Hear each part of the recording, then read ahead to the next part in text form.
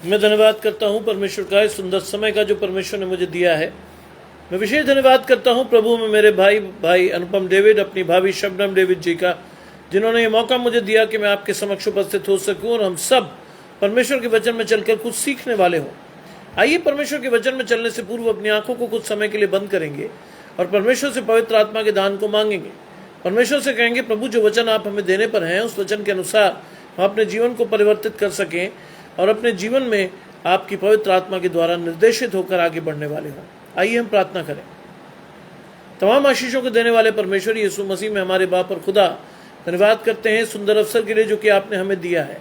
विश्वास रखते हैं प्रभु कि जितने लोगों को आपने इस लाइव सेशन के लिए चुना है, बारी बारी से उन्हें भेजें, जिससे कि वो अपनी आशीषों को लेकर अपने जीवन में उतार कर उस पर चलकर बहुत लोगों के लिए आशीष का कारण ठहरे। आपका पवित्र आत्मा हमें निर्देशित करे, जिससे कि ये वचन सीधा लोगों के हृदय पर पहुंचे और लोग उसे सुनकर, मानकर और उस पर चलकर आपके साथ चलने वाले हों। सब कुछ मांग लेते हैं आपके प्रिय पुत्र यीशु मसीह के नाम से, सुने और ग्रहण करें, आमीन। आइए पढ़ने के लिए मेरे साथ निकाल लें आमोस की पुस्तक।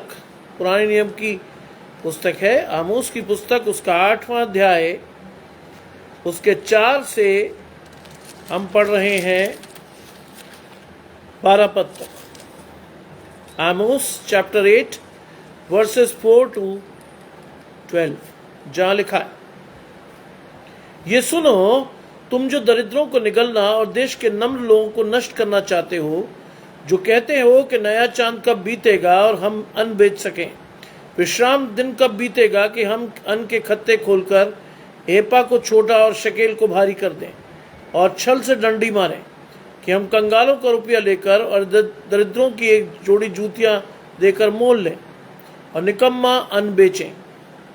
यहोवा जिस पर याकूब को घमंड करना उचित है, वही अपनी शपथ खाकर कहता है, मैं तुम्हारे किसी काम को कभी नहीं भूलूंगा। क्या इस कारण भूमि न कांपेगी? क्या उस पर रहने वाले विलाप न करेंगे? जय कुमार जी जुड़ते हैं, आशीष आपके परमेश्वर के घराने को। रोहिणी जी को मैं देख पा रहा हूँ।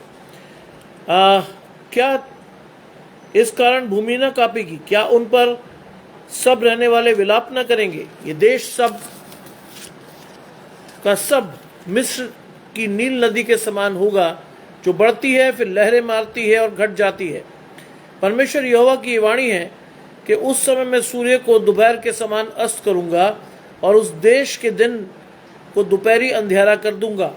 मैं तुम्हारे पर्वों के उत्सव को दूर करके विलाप कराऊंगा और तुम्हारे सब गीतों को दूर करके विलाप के गीत गवाऊंगा। मैं तुम सबको की कटी में टाट बंधवाऊंगा और तुम सबके सिरों को मुंडवाऊंगा और ऐसा विलाप कराऊंगा जैसे इकलौते के लिए होता है, और उसका अंत कठिन दुख के दिन का सा होगा। परमेश्वर यहोवा की ये वाणी है, देखो ऐसे दिन आते हैं कि मैं इस देश में महंगी करूंगा और न उस देश के अन्न की भूख और न पानी की प्यास होगी, लेकिन परमेश्वर यहोवा के वचनों की सुनने ही की प्यास होगी। लोग यहोवा के वचन की खोज में समुद्र से समुद्र तक, उत्तर से पूरब तक मारे मारे फिरेंगे और उसको न पाएंगे। रोहिणी जी जुड़ गई, परमेश्वर का धन्यवाद। इस समय वो ऑस्ट्रेलिया में है। परमेश्वर उन्हें आशीष दे, क्योंकि परमेश्वर ने एक नए देश में उन्हें प्रवास दिया और ये परमेश्वर की आशीष है कि जब हम परमेश्वर के साथ अपने आप को देख पाते हैं। देखिए, ये वचन आज भी मेरे सुपुत्र के द्वारा मुझे मिला है। मैं अभी कॉलेज से सिर्फ 2 मिनट पहले पहुंचा हूं। बारिश हो रही है, यहाँ मौसम अच्छा नहीं है, लेकिन Indira Gandhi national open university में मैं असिस्टेंट कोऑर्डिनेटर हूं और वहां से मैं अभी अभी पहुंच कर आया हूं। 5 मिनट लेट हो गया था और ये वचन मेरे बेटे ने मुझे दिया। आमोस की पुस्तक, उसका 8वां अध्याय 4 से 12 पद, और लिखा, ये सुनो कि तुम जो दरिद्रों को निगलना और देश के नम्र लोगों को नष्ट करना चाहते हो। ये सुनो। आज हमारे कान, हमारी इंद्रियां परमेश्वर के वचन की तरफ लगी रहनी चाहिए। आज हम संपूर्ण मन से परमेश्वर के वचन को ग्रहण करने के लिए अपने आप को तैयार करें। और लिखा है कि तुम जो दरिद्रों को निगलना और देश के नम्र लोगों को नष्ट करना चाहते हो। आज वास्तव में शैतान हमारे द्वारा ये करा रहा है। आज हम इस कदर संसारिकता में, संसार के भोग विलास में डूब गए हैं कि हमें किसी की परेशानी लगती ही नहीं, या मैं कहूं कि हमारी संवेदनाएं मर गई हैं तो अतिशयोक्ति नहीं है।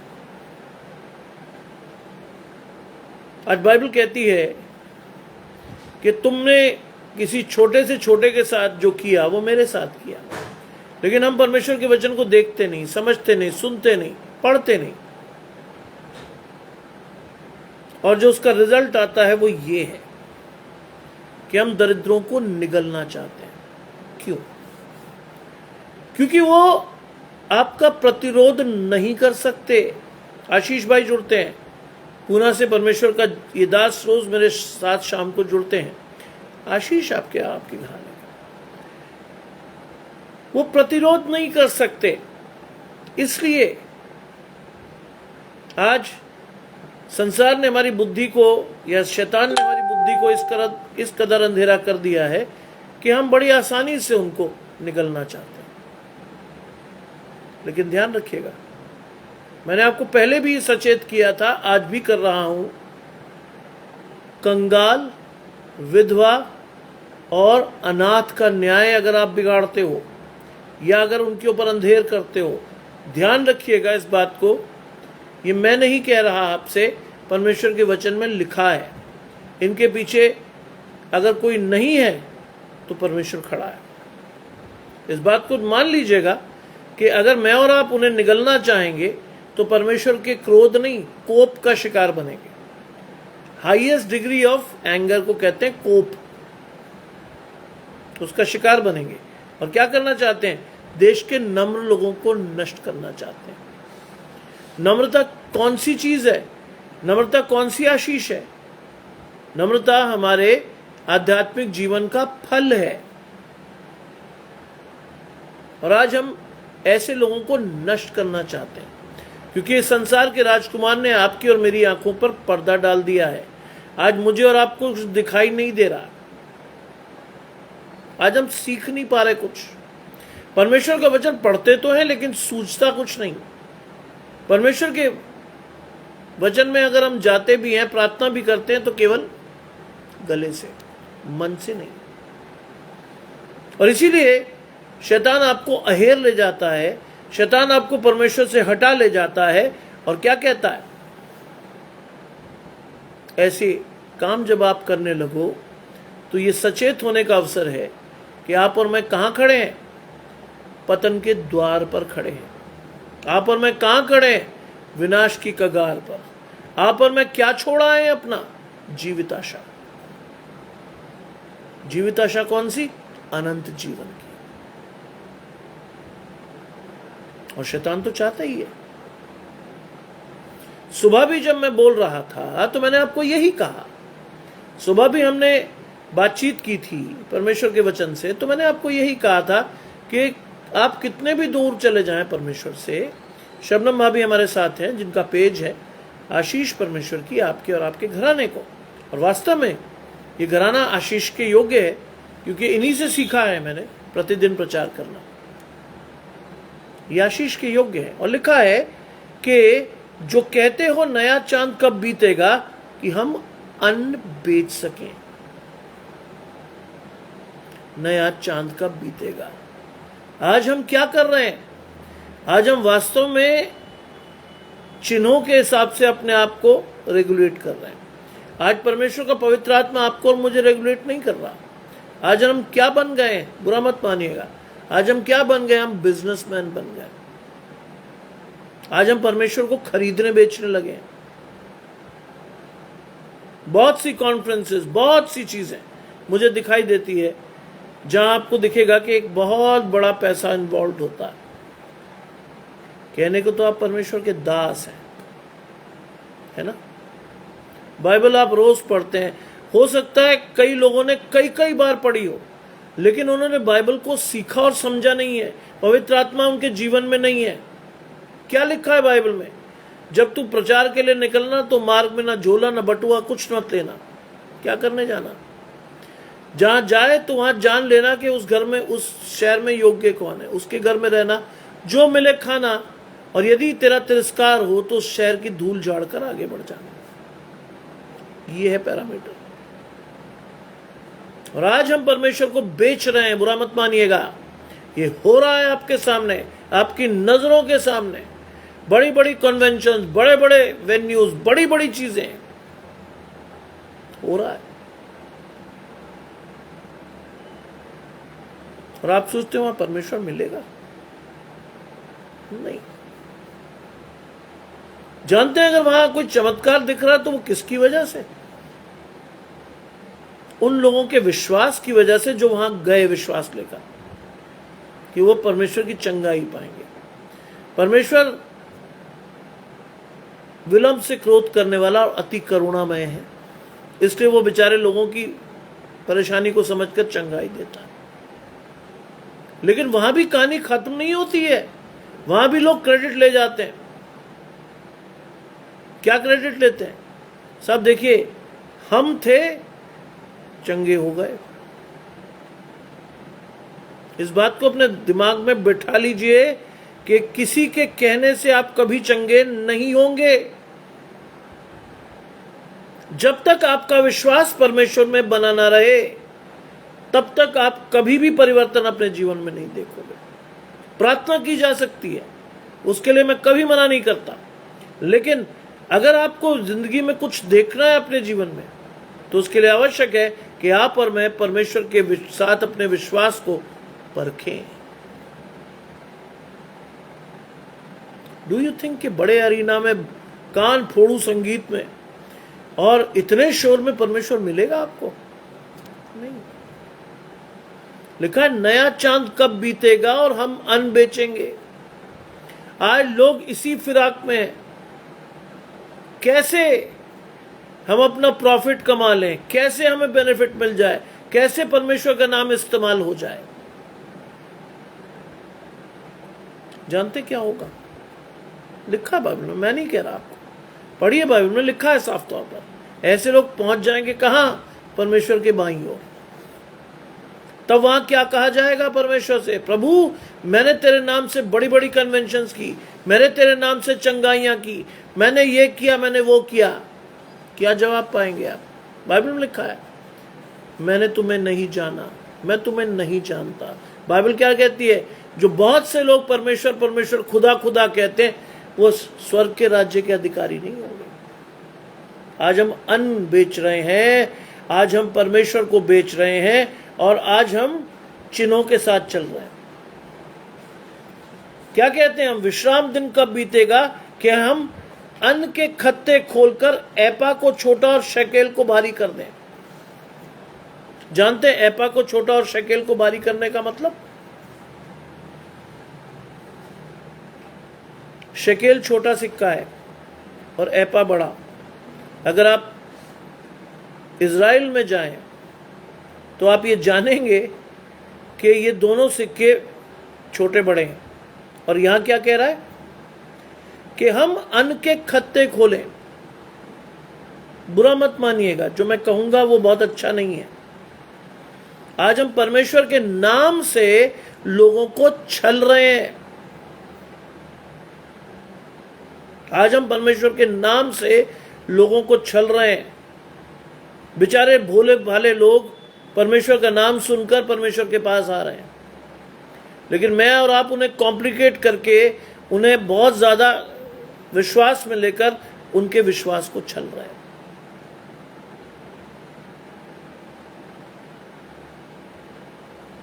मुझे बाइबल पढ़ना इसलिए अच्छा लगता है कि बाइबल में मैं अपने आप को जांच सकता हूं, बाइबल में अपने आप को देख सकता हूं कि मैं क्या कर रहा हूं। ध्यान रखिएगा, अगर आप मिनिस्ट्री में हैं तो आपका और मेरा सबसे पहला विचार होना चाहिए कि हम परमेश्वर की ओर देखें। आज हमारा फोकस उलट गया है, हम देखने लगते हैं लोगों की ओर। कौन सा बड़ा आदमी हमें स्पॉन्सर करेगा, कहां हम ठहरेंगे, कौन सी गाड़ी में हम चलेंगे, कितने लोगों का खर्चा वो उठाएगा, हमारा लंच डिनर कौन स्पॉन्सर करेगा? हम तो 7 स्टार होटल से नीचे ठहरते नहीं। हम अपने अन्न को खत्ते खोलकर एपा को छोटा और शकेल को हम भारी कर रहे हैं कि छल से डंडी मारे। कर रहे हैं हम ये। मेरे स्टूडेंट थे ब्रदर पर्सी सोलोमन, और हमने, माया जी जुड़ती है, परमेश्वर की आशीष आपको और आपके घराने को, हमने कई कन्वेंशन को ऑर्गेनाइज किया। लेकिन जानते हैं, किसी बड़े प्रचारक ने हमें हमेशा नाउम्मीद किया। क्यों किया जानते हैं? फोन किया 10 बार में तो फोन लगा, और 10 बार फोन लगने के बाद उन्होंने बड़े घमंड से बताया कि हाँ ब्रदर, पहला क्वेश्चन क्या होता था मालूम है?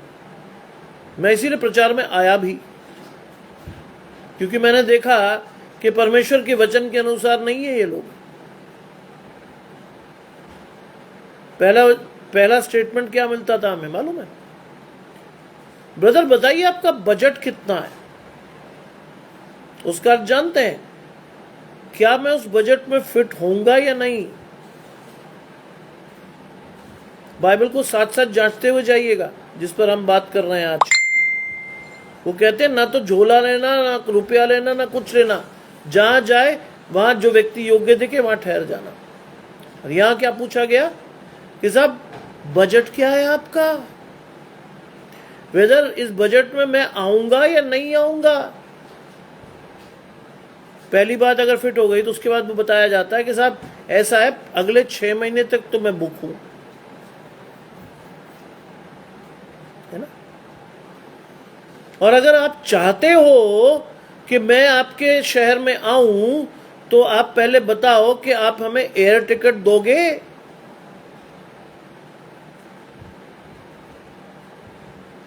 हम अकेले नहीं आ रहे हैं साहब, हमारी टीम चलती है 30-35 लोगों की, हमारे इक्विपमेंट्स चलते हैं। जी आमोस की किताब है गजानंद भाई, पुराने नियम में आमोस की किताब, उसका 8वां अध्याय 4 से 12 पद। इस समय हम 5वें पद पर चल रहे हैं। सब हमारी तो टीम चलती है। एक जगह तो इतना बड़ा सेटबैक है मैं आपको बता नहीं सकता, नाम भी नहीं लूंगा, बड़े फेमस प्रचारक है। जानते क्या कहा उनके स्टाफ ने? कहा देखिए साहब वो किसी नॉर्मल होटल में नहीं ठहरेंगे। मैंने कहा है अच्छा फिर? कहते आगरा में ढूंढिए कोई 5 स्टार होटल है तो वहां ठहरना हमें। गाड़ी कौन सी लेकर देंगे? कौन सी गाड़ी में ट्रांसफर होगा उनका? मैंने कहा साहब प्रभु के दास है। बोले ना ना ना ना, देखिए साहब इंटरनेशनल प्रीचर है, तो ऐसे नहीं। गाड़ी बताइए कौन सी उनके लिए आप कर रहे हैं। और उसका स्टाफ कैसे जाएगा? हमारा पर डे का खर्चा समझ लीजिए क्या है, मोटा मोटा पर डे का खर्चा हमारा 70-80 हज़ार रुपये। 3 दिन की कन्वेंशन का मान लीजिएगा कि हम पहुंच जाएंगे 5 से 7 लाख के बीच में। इसीलिए पूछा जाता आपका बजट क्या है? जानते हैं क्या लिखा है यहां? एपा को छोटा और शकेल को भारी कर दे और छल से डंडी मारे। परमेश्वर छली जीभ से घृणा करता है, परमेश्वर अहंकारी आंखों से घृणा करता है, परमेश्वर दूर से ही ऐसे लोगों को पहचानता है। आज हम बेच रहे हैं परमेश्वर को, बुरा मत मानिएगा। यीशु मसीह के समय में भी ये था। यीशु मसीह ने सराफों के पीड़ों को लटकर कहा था कि मेरा ये घर प्रार्थना का घर कहलाता है, तुमने उसे डाकुओं की खो बना दिया है। सोचिए, हम कंगालों को रुपया देकर और दरिद्र को एक जोड़ी जूतियां देकर क्या लेते हैं? खरीद लेते हैं। आज हम कर रहे हैं ये बात। परमेश्वर ने तो हमें सेहत में दिया है, लेकिन हम अपने पैसे का इस्तेमाल कहां कर रहे हैं? चंद गरीब लोगों को खरीद कर डू यू थिंक आपको ये आशीष मिलेगी?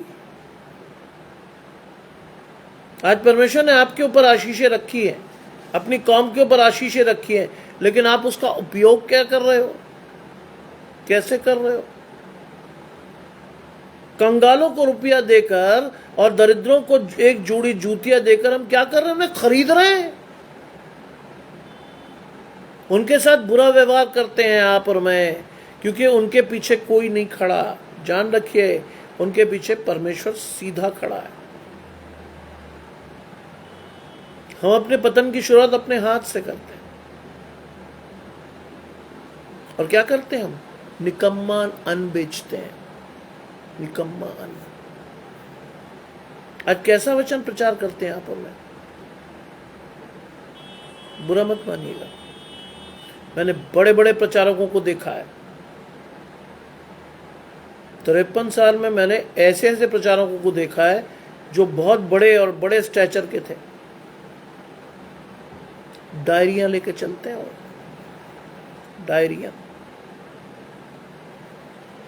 परमेश्वर के वचन के प्रचार के लिए डायरियों से प्रचार होता है, पवित्र आत्मा से नहीं।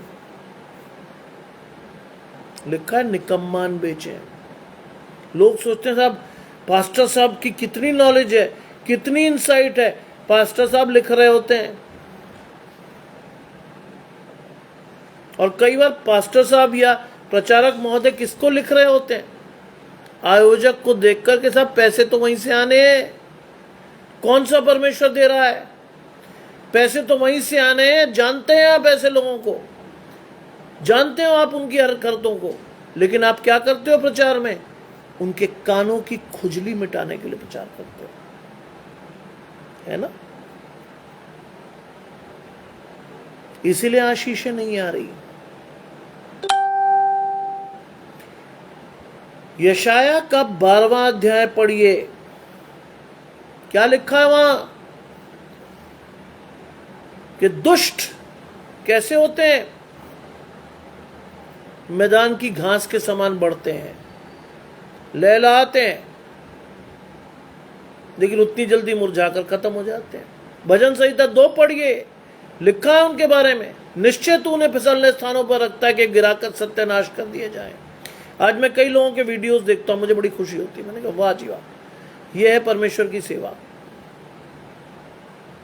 बाउंसर चल रहे हैं, लाखों रुपए के कपड़े पहनकर आप खड़े हो रहे हो। यीशु मसीह कह रहा है कि मेरे पास सिर धरने की जगह नहीं है ना? क्या पैरामीटर्स हैं आपके, क्या सोच है आपकी? आप निकम्मान बेच रहे हो लोगों को। मैं कई लोगों को देखता हूं। एक साहब मुझसे पूछ रहे थे, अरे साहब सुना कि आप 14 बार बोलते हैं हफ्ते में। मैंने कहा गलत, 16 बार। बोले 16 बार? मैंने हाँ जी 16 बार, अभी की बात बता रहा हूं। बोले 16 बार तो बहुत ज्यादा नहीं हो गया? मैंने कहा परमेश्वर का वचन आता, मैं बोल रहा हूं। अभी भी मैं 1-1.5 मिनट पहले आया था, मैंने अपने बेटे को कह कर गया था मेरे लिए वचन ढूंढ के रखना बेटा। घुसते ही साथ उसने सारी चीजें तैयार रखी थी। उसने कहा लो बेटा पापा ये वचन। मैंने सिर्फ एक सरसरी निगाह से पढ़ा और मैंने परमेश्वर को धन्यवाद दिया, क्योंकि लिखा था उसके ऊपर इजराइल का पतन। आज हम नाश होने के लिए बुलाए गए लोग हैं, नाश होने के लिए। सोचिए हम क्या कर रहे हैं और परमेश्वर को क्या चाहिए। हम बिल्कुल उलट कर रहे हैं और उसके बाद भी हमें यह एहसास नहीं होता कि हम गलत कर रहे हैं। आज आपको सारे बड़े प्रीचर हिंदुस्तान के कहां दिखेंगे? इंग्लैंड में, अमेरिका में, फ्रांस में, इधर उधर। गांव नहीं जाते वो बोलने। शहर में भी उनकी शर्त होती है, सब इतने लोग आएंगे तब मैं आऊंगा। एक प्रीचर ने शर्त लगाई थी मेरे और पर्सी से कि साहब कितने लोग इकट्ठे हो जाएंगे। मैंने कहा रैली थोड़ी हो रही भाई है। मैं चिढ़ गया था, मैंने कहा रैली थोड़ी कर रहे हैं हम। जिसको परमेश्वर का आत्मा अगुवाई देगा वही आएगा। कि नहीं साहब ऐसे नहीं, पहले बताइए कितने लोग आएंगे। तभी आ पाऊंगा। मैंने कहा साहब क्षमा चाहते हैं, नहीं बता पाएंगे, हमें क्या पता। लेकिन कुछ लोगों को मैं बहुत अच्छा समझता हूं, जो हमारे बुलाने पर आए, जो हमने उनको दिया उन्होंने लिया और कहा परमेश्वर का धन्यवाद। एक दो तो ऐसे आए कि वो उल्टे हमें पैसे देके चले गए, बोले नहीं सर बाइबल के अनुसार ये सही नहीं। आप दे रहे हो ठीक है, आपने खिला पिला दिया बहुत अच्छा है, आपने आने जाने का टिकट दे दिया ये भी बहुत अच्छा है, इससे ज्यादा आप बेच रहे हैं परमेश्वर को है। मुझे बड़ी खुशी होती कि परमेश्वर ने मेरे लिए 3 द्वार खोल दिए। 3 पेजों की एक्सेस है मेरे पास। डॉक्टर एग्नेस फिलिप ने मुझे कहा भैया रात को अगर दिल करे ना एक्सेस है खोल के प्रचार कर देना, सुबह में प्रसारित कर दूंगी। मैंने कहा नहीं, ऐसा भी नहीं, मजाक थोड़ी परमेश्वर का। कल मैं फिर 3 बार जाऊंगा। कल मेरे जीवन का एक बहुत महत्वपूर्ण दिन है। कल सुबह 10 बजे से मैं यूनिवर्सिटी में डट जाऊंगा, मेरा इंटरव्यू है। I will be a professor from now on. Associate professor था, अब प्रोफेसर के नाम से जाना चाहूंगा। परमेश्वर की महिमा, मेरी थोड़ी। कल मैं 3 बार जाऊंगा परमेश्वर की, सुबह 8:30, शाम को 7 और उसके बाद 9 बजे फिर। परमेश्वर की आशीष है, करते रहिए परमेश्वर का काम। बाइबल में लिखा जिसने बहुत बितराया उसके पास कभी कम नहीं निकला, जिसने बहुत जोड़ा उसके पास कभी ज्यादा नहीं निकला। लिखा है यहोवा जिस पर याकूब को घमंड करना उचित है, वही अपनी शपथ खाकर कहता है मैं तुम्हारे किसी काम को कभी नहीं भूलूंगा, किसी भी काम को। परमेश्वर हर चीज याद रखता है, ध्यान रखिएगा, अच्छी भी बुरी भी, हर चीज याद रखता है परमेश्वर।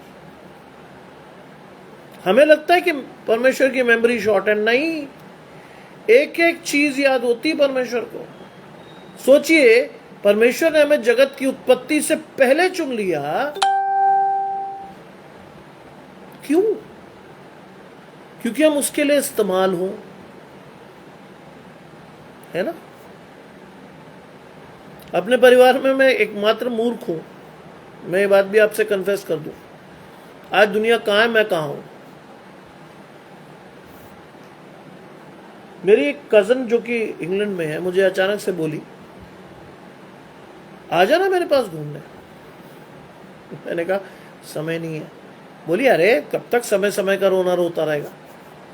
मैंने कहा अब जो मैं कहूंगा तुझे बहुत बुरा लगेगा।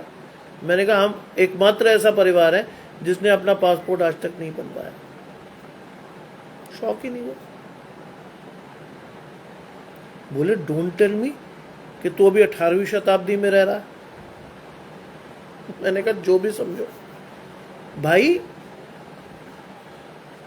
मुझे कई लोग कह चुके कि come to a foreign country and settle down here. मैंने कहा नहीं भाई, बिल्कुल नहीं। क्यों जाऊं, यहां आवश्यकता लोगों को ज्यादा है भाई, क्यों जाऊं मैं ऐसी जगह। परमेश्वर मेरी जड़ों को रखा है, गांव से हम उठ के यहां तक आए हैं, मैं क्यों जाऊं। क्योंकि पके हुए खेत तो यहां बहुत हैं, काटने वाले थोड़े हैं। क्यों छोड़ के भाग जाऊं मैं परमेश्वर का काम। नहीं चाहिए मुझे कुछ, दे तो रहा परमेश्वर, क्यों जाऊं। यहोवा जिस पर याकूब को घमंड करना उचित है, वो अपनी शपथ खाकर कहता है मैं तुम्हारे किसी काम को कभी नहीं भूलूंगा। परमेश्वर हमेशा याद रखता है हमारे हर काम को, किस मंशा से किए हैं वो भी याद रखता है। ध्यान रखिएगा, लोग ऊपरी आवरण से जांच सकते हैं हमें कि साहब आदमी बड़ा अच्छा, लंबा चौड़ा तगड़ा जवान। पंजाब में ये पर्सनालिटी का बताने का तरीका कि साहब कैसा है ये व्यक्ति, लंबा चौड़ा तगड़ा और जवान, ठीक। लेकिन परमेश्वर ने क्या किया, कल हमने पढ़ा था दाऊद का चुनाव कैसे हुआ। उसके भाई जब आए तो शमूएल ने कहा कि ये परमेश्वर ने क्या बताया उसको। लोग ऊपरी आवरण से किसी को जांचते, परमेश्वर मन को जांचता है। ध्यान रखिएगा, हमने जो भी कुछ किया या करेंगे या कर रहे हैं, दुनिया हमें प्रेज करती रहे, परमेश्वर मंशा जानता हमारी कि हम क्यों कर रहे हैं ये सब, किस लिए। एक साहब ने मुझसे पूछा था कि वाई आर यू प्रीचिंग। मैंने कहा साहब बड़ी भारी आशीष है उसके पीछे। उन्हें लगा पैसा होगा। मैंने कहा नहीं, जिन लोगों को मैं प्रीच कर रहा हूं, यदि उनमें से एक भी परमेश्वर की ओर चला गया, एक भी आत्मा बच गई, उसका क्रेडिट आएगा मेरे और मेरे परिवार पर। इसलिए प्रीच कर रहा हूं सामने। उसके बाद कोई शब्द नहीं निकला उनके मुंह से। उन्होंने तो बड़ी लालसा से उस चीज को सुनने के लिए अपने कान खोले थे कि भाई बताएगा कि साहब इतने इतने पैसे मिलते हैं।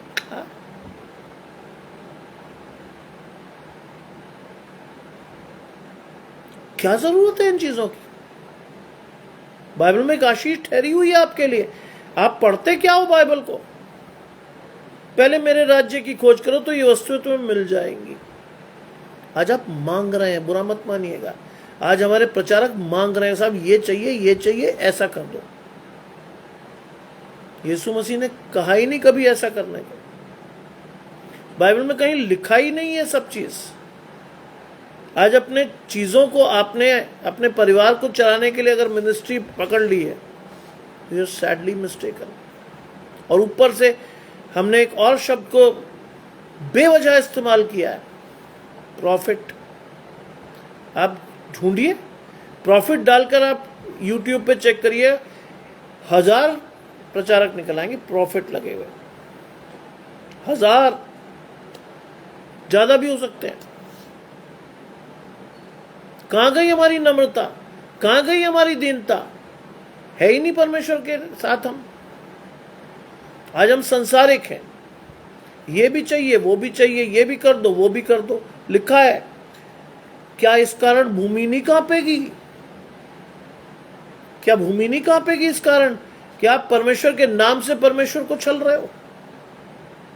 नहीं कांपेगी भूमि? क्या उन सब रहने वाले, क्या उनके सब के सब रहने वाले विलाप नहीं करेंगे? यह आशीष नहीं, श्राप है। आप अगर परमेश्वर को बेच रहे हो ना, तो एक स्टेज के बाद परमेश्वर आपको कपाएगा, परमेश्वर हिलाएगा, परमेश्वर अपना प्रकाशन देगा कि क्या कर रहे हो तुम। यीशु मसीह ने भी तो उलट के भगाया था लोगों को, भाग, तुम बेच रहे हो, डाकुओं की खो बना दिया। क्या उसके सब रहने वाले विलाप नहीं करेंगे? जानते कई लोग बाई चॉइस वहां पहुंचते हैं। परमेश्वर के एक दास जो रोज मेरे साथ जुड़ते हैं सुबह, मॉन्सी मैथ्यूज, जबलपुर के हैं, उन्होंने कहा एक बार मेरे भी मन में हुआ कि मैं बेनिहन के प्रोग्राम में जाऊं। मैं गया, मुझे बड़ा अजीब सा लगा। एरिना में बड़ा शोर मचा हुआ, परमेश्वर का प्रचार हो रहा, ठीक है चलो, वो भी ठीक था। उसके बाद एक लाइन लगाई गई, कहा कि साहब मैं आशीष दूंगा। कहते यार मैं लाइन में लग तो गया, लेकिन मैंने परमेश्वर से कहा कि प्रभु वास्तव में ये आशीष इस तरह मिलती है? और कहते मेरा नंबर आते आते तक बेनिहन साहब ने कहा कि साहब बैठ जाइए, मैं आपके लिए वहीं प्रार्थना करूंगा। कहते मैं लगभग 400-450 मील का सफर तय करके वहां पहुंचा था। मैंने अपने परिवार का हाथ पकड़ा, मैं बाहर आ गया, क्योंकि परमेश्वर ने बताया कि यहां आशीष नहीं मिल रही। बाइबल में क्या लिखा है? तू अपनी कोठरी में जा, द्वार बंद कर, परमेश्वर की ओर देख और बातचीत कर परमेश्वर से। कहां लिखा है परमेश्वर एरिना में, स्टेडियम्स में शोर मचा कर मिलेगा?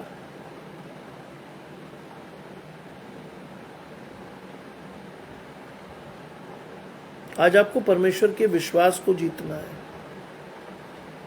किसी के विश्वास के साथ अपने आप को नहीं बढ़ाना है, आपको जीतना है, आपके विश्वास को बढ़ना है, आपको आशीषें चाहिए। हम दूसरे की आशीष देखकर खुश होते रहते। कई लोगों ने प्रीचिंग को प्रोफेशन बना लिया, बुरा मत मानिएगा। कई लोगों के लिए प्रीचिंग प्रोफेशन है, नहीं, प्रोफेशन नहीं है ये। आप क्या पवित्र आत्मा को बेच सकते हो? आप परमेश्वर को बांट सकते हो? नहीं, नहीं। लेकिन हम कर रहे हैं ऐसा, और हमारे फॉलोअर्स भी बहुत लंबे चौड़े हैं, क्योंकि चमक दिखती है उनको। जानते यीशु मसीह के पीछे भी तो बहुत बड़ी भीड़ चलती थी, क्या देखने, चिन्ह और चमत्कार। आज हम भी इसीलिए जाते हैं वहां, क्या होगा क्या नहीं होगा। अरे परमेश्वर से मांगिए, आप अपने जीवन में खुद देखेंगे अपना परिवर्तन। किसी सहारे की जरूरत नहीं पड़ेगी आपको, कभी भी नहीं। मैं कभी किसी बड़ी कन्वेंशन में नहीं गया। हाँ, मैंने जो कन्वेंशन आयोजित करी, छोटे लेवल की थी, लोगों ने आशीष पाई, क्योंकि मैं जानता कि सामने वाला जो व्यक्ति आया है उसकी सोच क्या है। हम शुरू से जानते थे, और ये आशीष है। और लिखा है ये देश सब का सब मिस्र देश की नील नदी के समान होगा। अब नील नदी का एग्जाम्पल क्यों आया? जो बढ़ती है, आज आप लोगों को बढ़ते हुए देखोगे, ओहो साहब क्या हुआ।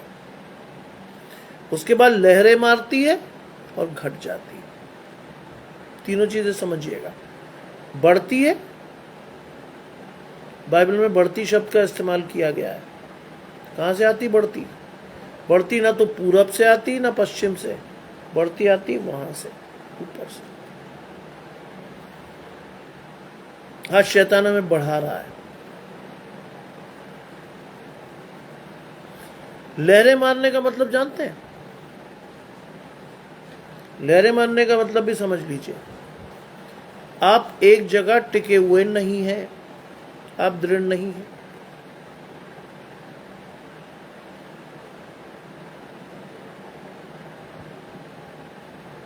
और फिर घट जाती है। परमेश्वर के सामने आप टिक पाओगे? कभी नहीं। एक साहब ने मुझसे पूछा 3 दिन पहले कि ब्रदर, ये जो आप कर रहे हो ये कुछ दिन का है या ये चलने वाला है?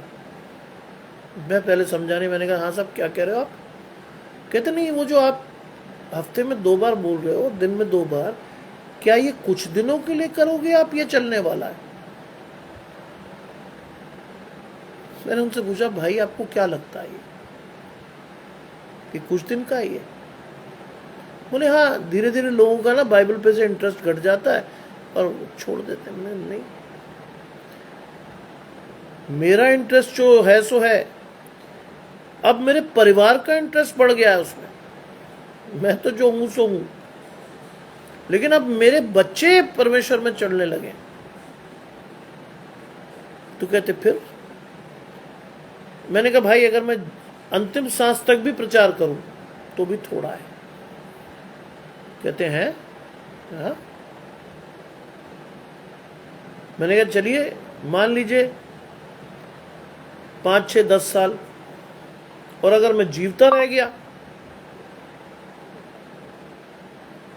20, 25 साल। कहते फिर?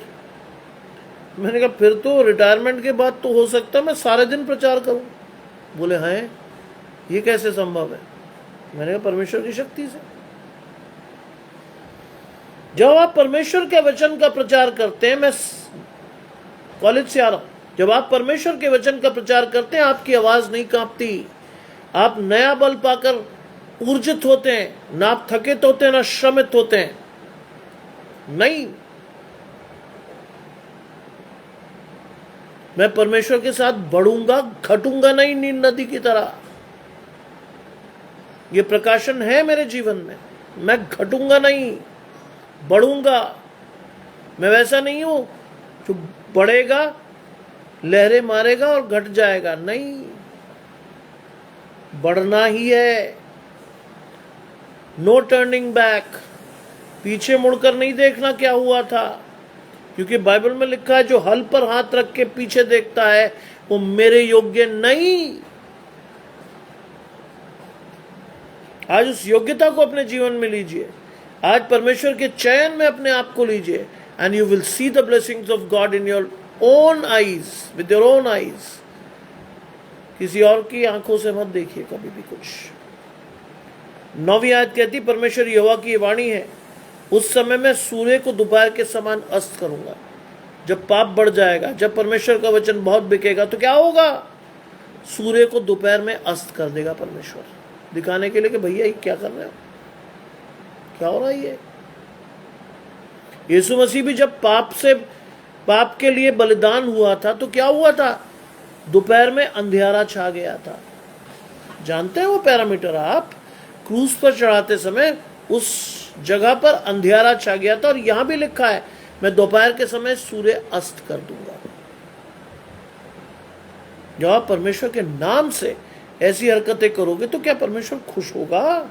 नहीं, नहीं। और लिखा है इस देश के दिन दोपहरी अंधियारा कर दूंगा। आज जगत की ज्योति यीशु मसीह ने अपने आप को बताया, और उस ज्योति को अंधियारा करने में मैं और आप पूरी तरह से संलग्न है, लगे पड़े। प्रोफेशन बना लिया हमने परमेश्वर को बेचने का। डू यू थिंक परमेश्वर नहीं जानता? ये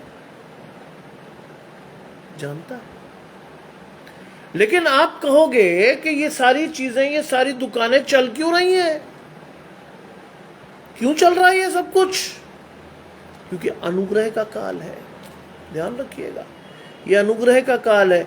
परमेश्वर अभी भी आपको मौका दिए हुए है, हे मेरे बेटे, हे मेरी बेटी, लौटा। और अगर नहीं लौट रहे तो ये होने वाला, देखिएगा अब यहां से श्राप मिलने शुरू हो रहे हैं। मैं इस देश का दिन दोपहरी अंधियारा कर दूंगा, मैं तुम्हारे पर्वों के उत्सव को दूर करके तुमसे विलाप करवाऊंगा। आज परमेश्वर ये श्राप दे रहा है कि मैं पर्वों और उत्सवों में तुमसे क्या कराऊंगा? विलाप। क्यों? क्योंकि तुम परमेश्वर की आत्मा से हट गए हो, तुमने परमेश्वर को नहीं पहचाना। और दुर्भाग्य से क्या कर रहे हो तुम लोग? तुम उस अंधियारे को और बढ़ा रहे हो। वो जो लोग आपके पास बड़ी उम्मीद से आकर खड़े हुए हैं, उनके जीवन में आप और मैं उजियाला नहीं दे रहे हैं, अंधियारा दे रहे हैं। इसीलिए लिखा है कि मैं तुम्हारे पर्वों के उत्सव को दूर करके तुमसे विलाप करवाऊंगा, और तुम्हारे सब गीतों को दूर करके विलाप के गीत गवाऊंगा। विलाप के गीत करेंगे आप और मैं। अगर आप और मैं परमेश्वर के साथ नहीं है तो जान लीजिए कि आप और मैं शैतान के साथ चल रहे हैं, हैंड इन हैंड। क्योंकि धनवान का परमेश्वर के राज्य में प्रवेश करना ऐसा है जैसे ऊंट का सुई के नाके से निकल जाना। यह है आशीष।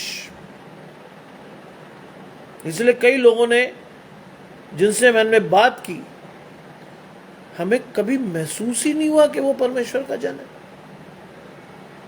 पूरी तरह से संसारिक। बजट बनाकर भेजिए भाई मुझे, एक साहब ने तो कहा था, फिर मैं डिसाइड करूंगा whether I will come to your place और नॉट। शर्तें लगा रहे हैं आप परमेश्वर के वचन के लिए? शर्तें नहीं। आज हम कहते हैं ना बड़ा ग्रेट आदमी है, एक बार उनका बैकग्राउंड चेक कर लीजिएगा, पता चल जाएगा साहब क्या थे और कहां हो गए। बड़ी बड़ी सभाओं में हजारों लोग जुड़ते हैं, क्या बांटते हैं आप? परमेश्वर का वचन। बांटते हैं तो बहुत अच्छी बात है, लेकिन अगर बेचते हैं तो यह आशीष है आपके लिए। फिर मैं तेरे सब गीतों को दूर करके तुझसे विलाप के गीत गवाऊंगा और मैं सबकी कटी में टाट बंधवाऊंगा। जानते हैं कटी का मतलब कमर है, टाट का मतलब आपको और मुझे एहसास होगा कि हम कहां थे और हमने क्या कर दिया है। टाट बंधवाने का मतलब जानते हैं? टाट बंधवाने का मतलब है विलाप करेंगे, सिर पर राख डाल के आपको बैठना पड़ेगा परमेश्वर के पास, प्रभु क्षमा कर दे। और लिखा है मैं तुम सबके सिरों को मुंडवाऊंगा और ऐसा विलाप कराऊंगा जैसा इकलौते के लिए होता है ना। जानते हैं ये क्या है? आप और मैं क्या करते हैं? एक साहब ने एक बार मुझे कहा था कि साहब पकड़े गए थे वो, एक साहब ने एक बार मुझसे कहा कि साहब अपने लिए थोड़ी कर रहा हूं मैं, बच्चों के लिए करना पड़ता है सर। मैंने तुरंत चेक किया, मैंने कहा भाई साहब आपने जो पाप किया अपने सिर लो, बच्चों के सिर मत लो। बोले क्यों? मैंने कहा जानते क्यों? जानते क्यों? क्योंकि आप ऐसा करके वो पाप ट्रांसफर कर दोगे अपने बच्चों पर, सजा पाने के हकदार वो हो जाएंगे। और लिखा है यहां पर मैं तुम सबके सरों को मुंडवाकर ऐसा विलाप कराऊंगा जैसे इकलौते के लिए होता है।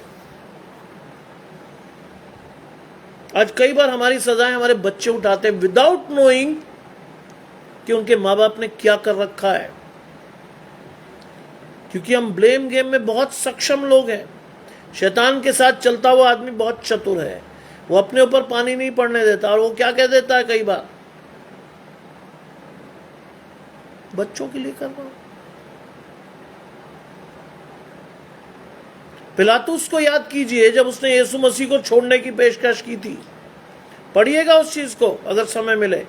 क्या कहा था लोगों ने? इजरायली क्या कह रहे थे वहां, हमारे लिए बरब्बा को छोड़ दे जो एक कुख्यात डाकू था। आज हमारी चॉइस देखिए कितनी अच्छी है, हमारे लिए बरब्बा को छोड़ दे और इस व्यक्ति का यानी यीशु का खून हम पर और हमारी औलाद पर पड़े।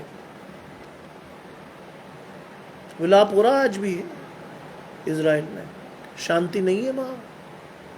परमेश्वर की शांति जो समझ से परे है नहीं है इजराइल में आज भी। क्यों? क्योंकि उन्होंने अपने आप श्राप मांगा, हम पर और हमारी औलादों पर पड़ गया। सेकेंड वर्ल्ड वॉर में देखिए क्या हुआ था ज्यूज के साथ, कैसे मरे थे यहूदी, जिंदा गाड़ दिए गए थे, उनके ऊपर खेत उगवा दिए हिटलर ने। मैं तो इतिहास का शिक्षक हूं। क्या किया था ज्यूज के साथ? परमेश्वर की चुनी हुई कौम इजरायली, क्या हुआ था उनके साथ? उन्होंने आशीष मांगी थी कि इस व्यक्ति का खून हम पर पड़ गया, आज भी पड़ रहा है। और लिखा है कि उनका अंत कठिन दुख के दिनों का सा होगा। सुख के दिन नहीं देखेंगे वो ना, परमेश्वर उन्हें दुख के दिन दिखाएगा। और सोचिए अगर परमेश्वर अपनी पर आ जाए तो क्या क्या देखने को मिल सकता है आपको, क्या क्या। लेकिन मैं और आप फिर भी लगे हुए, पैसा हमें भाता है, शान और शौकत हमें भाती। बाइबल में क्या लिखा है? तुम्हें भवन में मुख्य मुख्य आसन भाते हैं, चौराहों पे तुम्हारा नमस्कार करें लोग, तुम्हें ऐसी चीजें भाती है। आप और मैं क्या करते हैं? प्रार्थना कहां करते हैं? प्रार्थना सभाओं में, बड़े बड़े सभाओं में हम प्रार्थना करते हैं। क्यों? लोग कहें साहब बड़ा बहुत बढ़िया सा आदमी, बड़ा अच्छा। बाइबल में क्या लिखा है? तुम अपना प्रतिफल पा चुके। इसीलिए लिखा है कि उसका अंत कठिन दुख के दिन का सा होगा।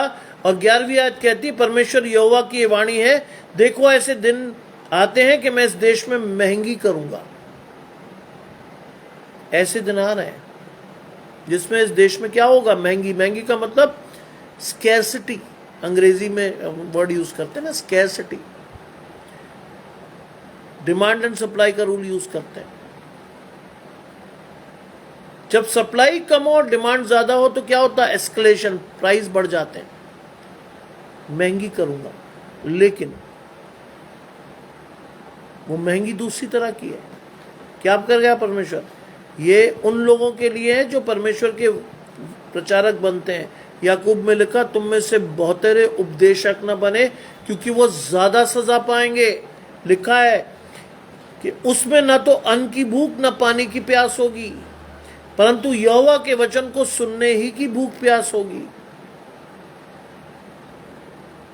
एक स्टेज में जब परमेश्वर का पवित्र आत्मा आपके और मेरे पर उतरेगा, उतरना चाहिए, रादर मैं तो कह रहा हूं, दिन बुरे हैं इसलिए उतरना चाहिए। क्या लिखा है? उसमें ना तो अन्न की भूख ना पानी की प्यास। किसकी प्यास होनी चाहिए?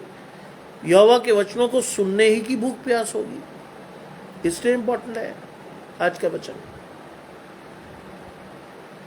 मैंने इस वचन को पढ़ा नहीं था, लेकिन मेरे बेटे ने इसको लाकर दिया मुझे। सोचिए, जिस घर का बच्चा इस प्रकाशन को लेकर चल रहा हो, उस घर में आशीष क्यों नहीं आएगी? सोचिए, अगर जिस घर का बच्चा आपको यह बता रहा हो कि साहब क्या होना है, ना तो उसमें अन्न की भूख ना पानी की प्यास, परंतु यहोवा के वचन को सुनने ही की भूख प्यास होगी।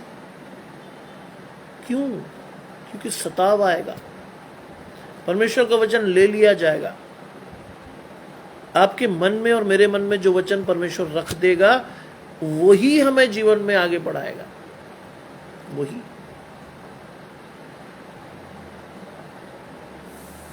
लिखा है,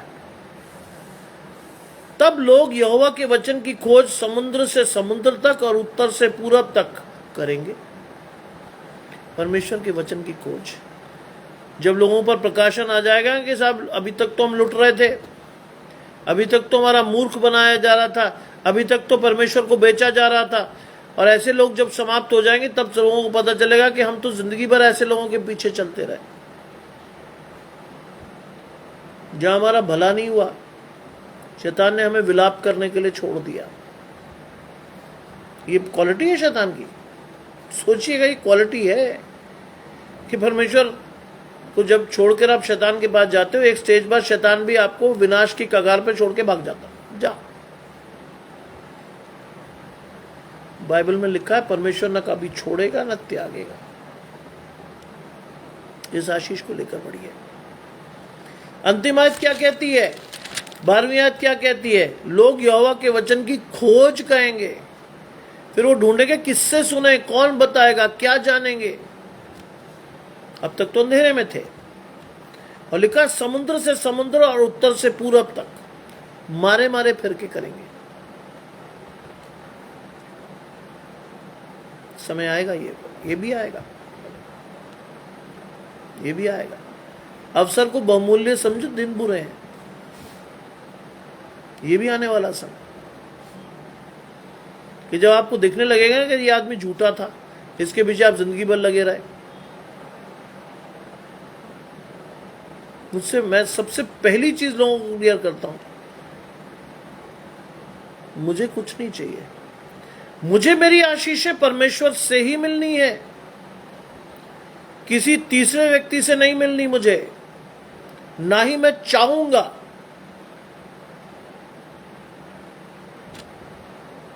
तीन दिन पहले एक बुजुर्ग दीदी ने मुझे फोन किया मुंबई से, और उन्होंने बताया कि मैं एक पास्टर की बेटी हूं बेटा, और परमेश्वर के वचन को आपके परमेश्वर के वचन को मैं सुन लेती हूं।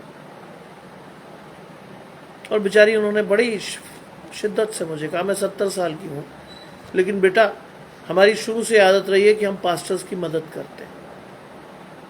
जब वो इस पर आई, मैंने बड़ी नम्रता से उनसे कहा कि दीदी मैं पास्टर नहीं हूं, नंबर 1। दूसरी बात, परमेश्वर का दिया मेरे पास बहुत कुछ है। तीसरी बात, आप मुझे आशीष देंगी, मेरे लिए बहुत है, क्योंकि आपकी आशीषों का, आपकी दुआओं का मेरे लिए मोल है। वास्तव में वो अनमोल है।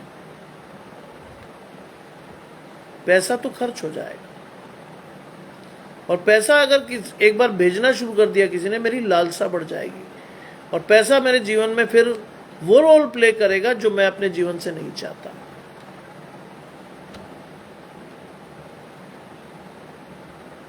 उन्होंने मुझे क्या कहा?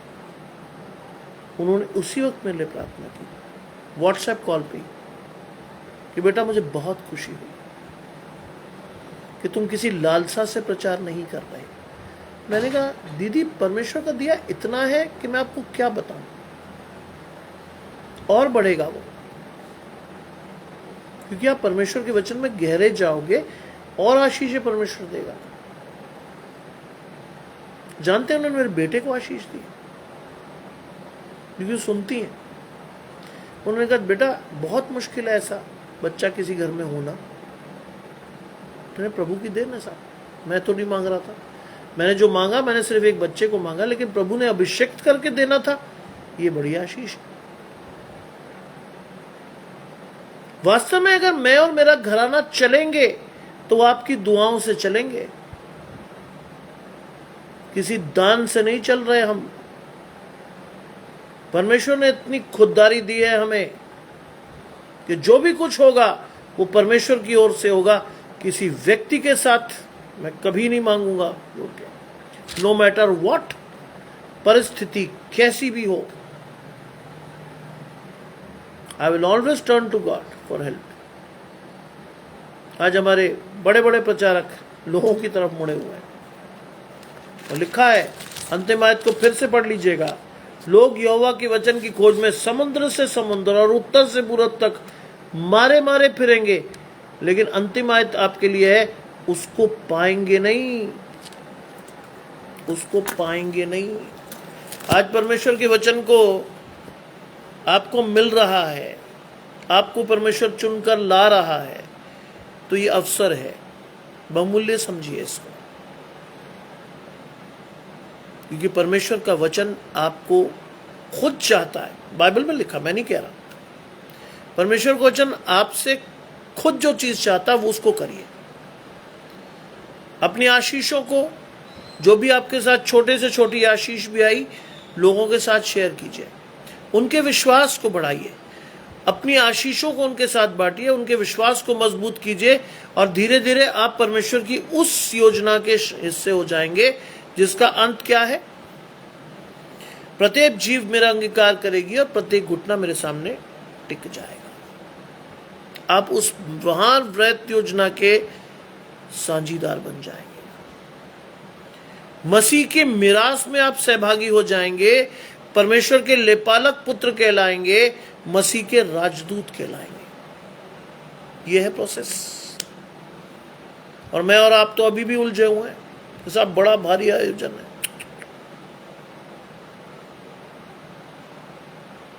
चमक पर मत जाइए।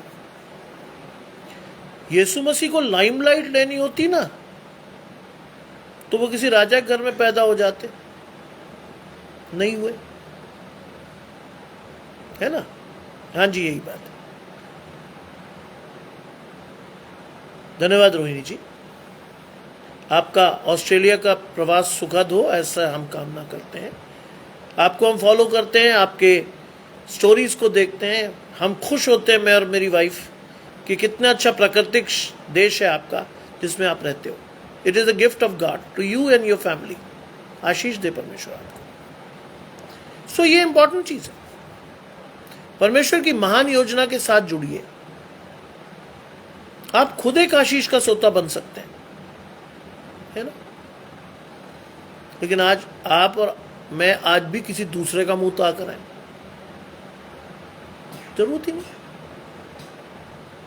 कोठरी में जाकर द्वार बंद करके परमेश्वर से बातें कीजिए, पवित्र आत्मा के साथ सुबह प्रार्थना करके वचन में पढ़कर देखिए क्या देगा परमेश्वर आपको, क्या नहीं देगा, देगा। अरे मैं पास्टर नहीं हूं भाई, लोग बड़ी इज्जत देते हैं। एक दिन मैंने इस बात को जाना कि यीशु मसीह की कोई फॉर्मल एजुकेशन नहीं थी, लेकिन तब भी लोग उसे गुरु, रब्बी, प्रभु कहते थे। आशीष तो ऊपर से आती है, नीचे से तो हम जबरदस्ती अपनी सम्मान को पाने की कोशिश करते हैं।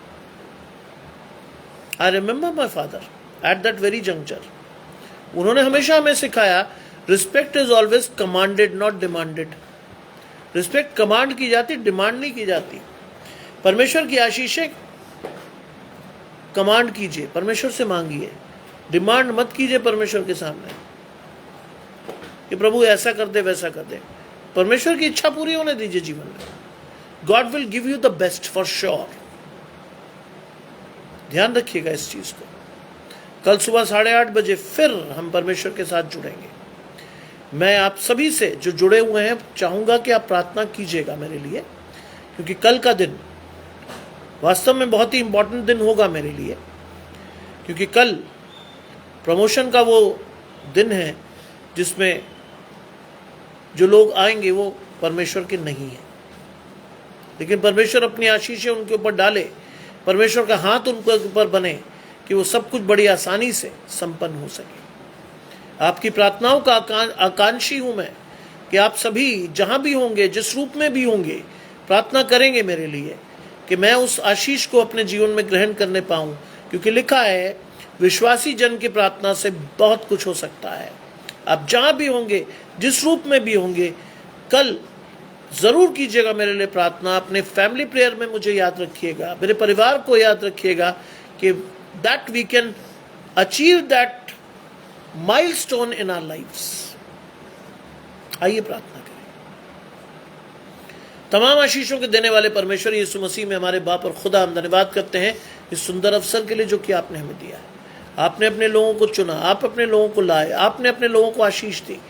चाहता हूं प्रभु कि वो केवल आशीष बनकर न रहे, वो आशीषें फैल जाएं, लोगों तक जाए और हर एक जन उस आशीष को लेकर अपनी आशीषों को और बढ़ाने वाला हो।